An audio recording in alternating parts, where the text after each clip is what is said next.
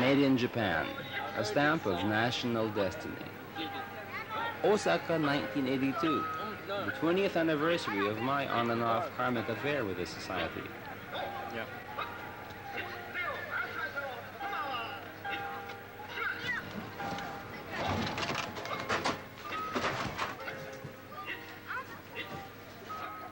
Well, I've stamped around the Pacific many times over the past few years. My previous incarnation as a Japanese rubber stamp artist has drawn me here again and again. What is rubber stamp art, you ask? Say, would you believe me if I told you they force the patrons to get out of the pool to perform exercises under the benevolent guidance of the twerp at the piano? When I get the chance, I usually arm myself with video and unleash my creative forces in Southeast Asia, jumping on the jet, this time with a special dedication of this video to stamp art in San Francisco and to its creators.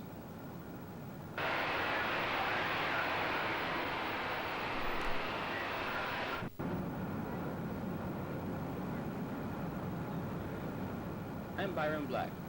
This friendly picture pivots upon the sharpening contradiction of the latter days in techno paradise. What it says is not what it is.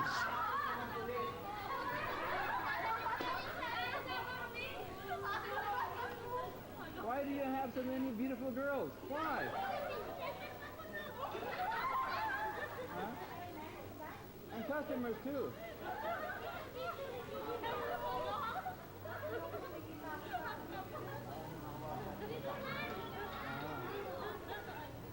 What is your name?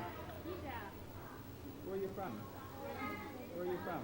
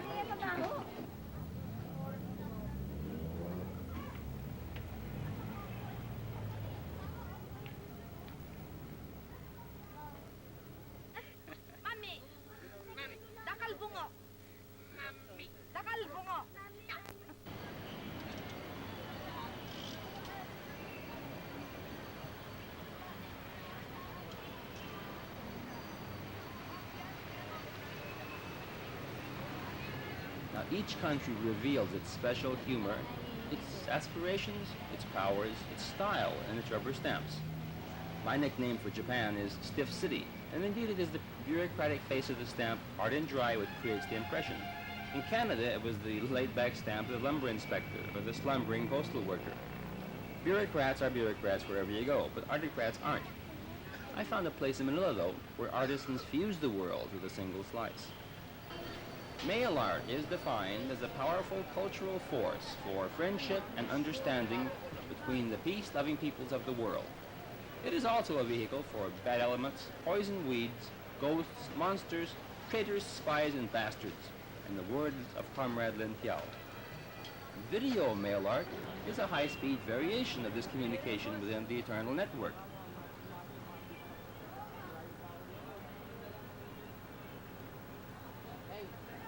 And one of the nicest surprises I ever had there was to find a band of artisans of the highest caliber working on the side street in Quiapo, one of the older parts of Manila. You can imagine my joyous alarm as a stamp artist when I discovered these boys carving rubber stamps for businessmen, restaurants, government offices, and practicing non-artists of all persuasions, including crooks. It would not surprise me a bit to find that these small businessmen are actually subcontractors for the Ministry of Mystery. Now, you may never have heard of this important world government organ, but it is actually conducting a crash program on the strategic futures of rubber stamps. It is research of the gravest significance, as the force residing latent in the rubber stamp far outstrips even the neutron bomb. We must never forget the decisive magic, the breathtaking immediacy of a move that, once taken, cannot be unmade. There is no cure for the shame of a blurred or crooked rubber stamp. Ask any immigration inspector. and the rubber stamp applied with correct thought to a document imbues it with the tyranny of control logic more than any handwritten or typewritten order could.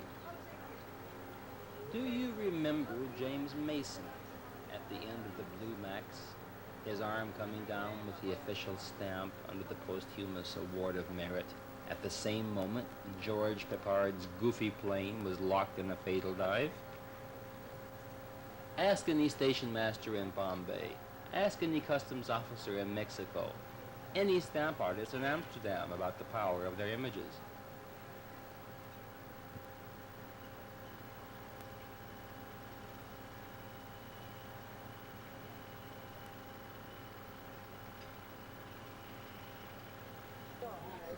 Now, each step in rubber stamping is critical. The choice of the stamp, the relentless inking upon the pad, the trajectory of delivery, point of impact, and the osmotic blast range of ink and meaning.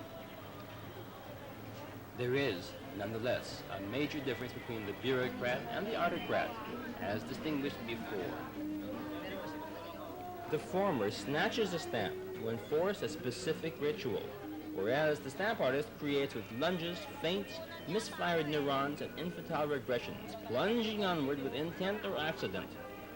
The stamp artist ranges over a vast spectrum of styles, from the purely tribal expression of tattoo on paper to inviting very highly refined political, sexual, or conceptual expressions.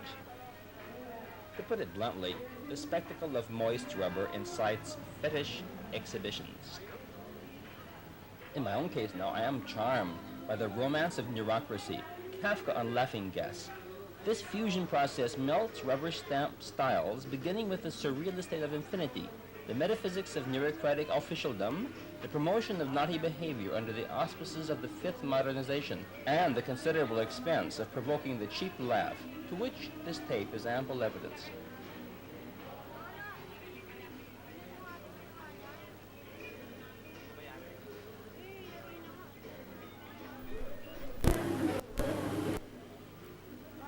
The faultless quality of work you see here, and the generally friendly and open attitude displayed toward customers, led me to ask for a paradox in print, so that the power of the knives of these gentlemen might further sharpen economic and political contradictions. It is the end of the 20th century, and where in the world is art?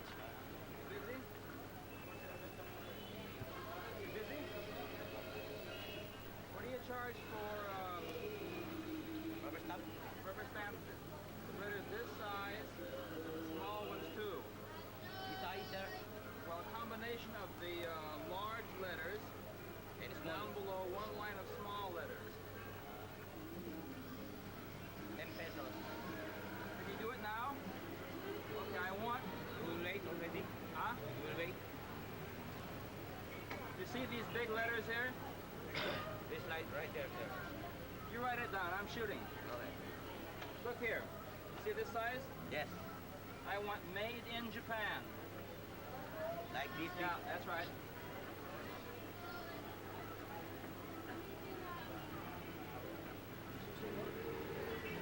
By and large, my rubber stamps are rubber hammers.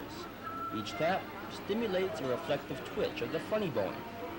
Now, during the 1960s, many independent researchers came very close to discovering the precise location and metabolic function of the funny bone in the human body, as they had been called upon to treat many citizens who had damaged their funny bones through overexertion.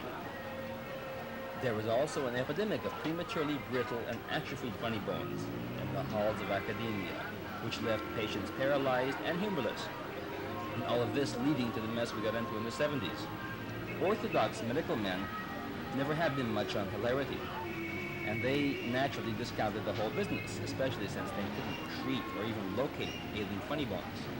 One of the difficulties in diagnosis and treatment is that the funny bone is unlike any other bone in the human body. It is hard and yet rubbery, and easily receives and imparts humorous innuendos when stimulated with gentle inking taps. Actually, the funny bone is not unlike a rubber stamp in its function and actual appearance. Now, these boys train for years, and their job demands eyes of an eagle and nerves of rubber. They have absolutely no room for the kind of cover-up job artists often spoil themselves with. No, I buggered it up and so well, I'll just change it over here like this and over there and make it something else. No way. A bill of lading is a bill of lading, and there is no room at all for improvisation or fiddling around.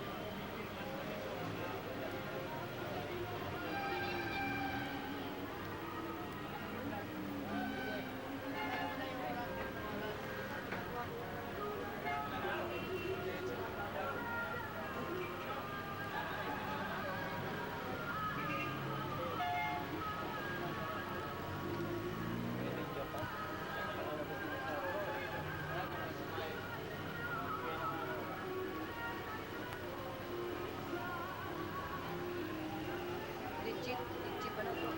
Legit. Eh.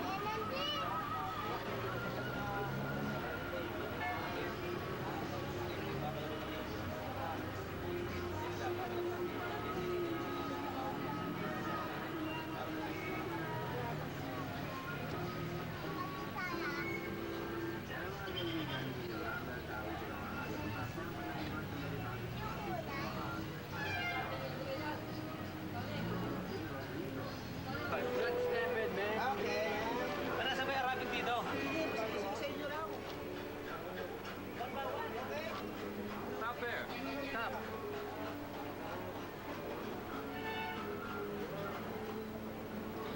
Okay? Hold it. Hold it. Hold it.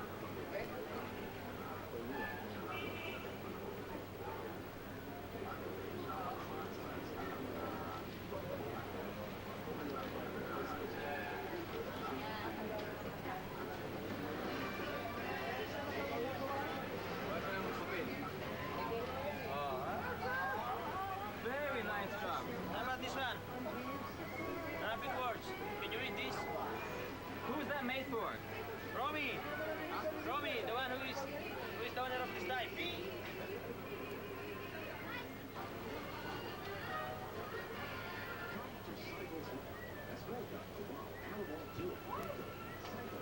Very nice.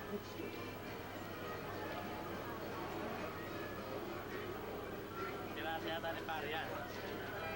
How about this one? A seal.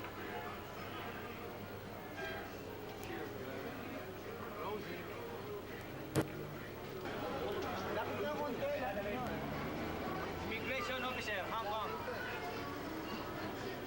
Putang patay na kayo sa Yakuza. Dahil ikaw na kinukuha. Sino pa rito eh? Mga bata! Tapos kayo!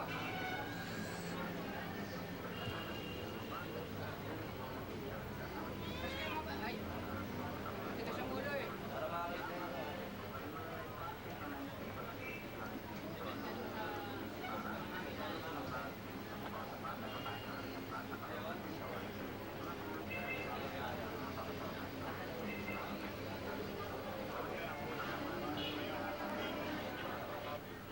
Look here.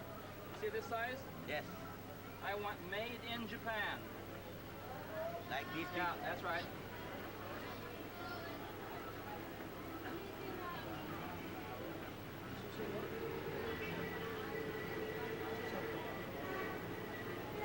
Down below that.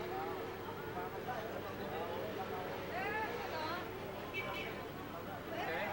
On the same stamp, below it in small letters about this size, I want words by cheap foreign labor. labor. Cheap. Cheap foreign labor. Made in Japan by cheap foreign labor. This video certified accurate and true with a full warranty by Byron Black, Osaka, June 1982. Stamping out here in color. Bars.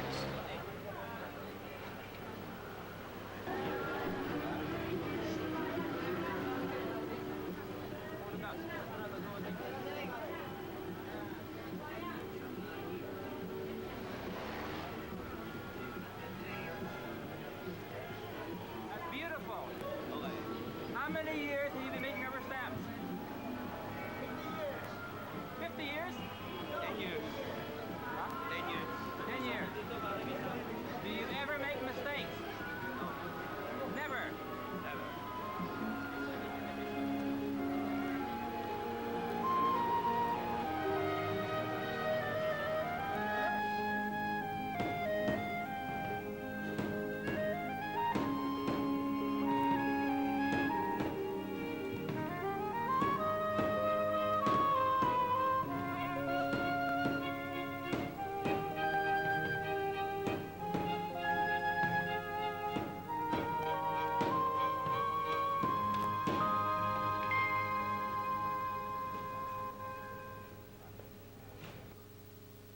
Then I have the word culture. I snap open my stamp pad.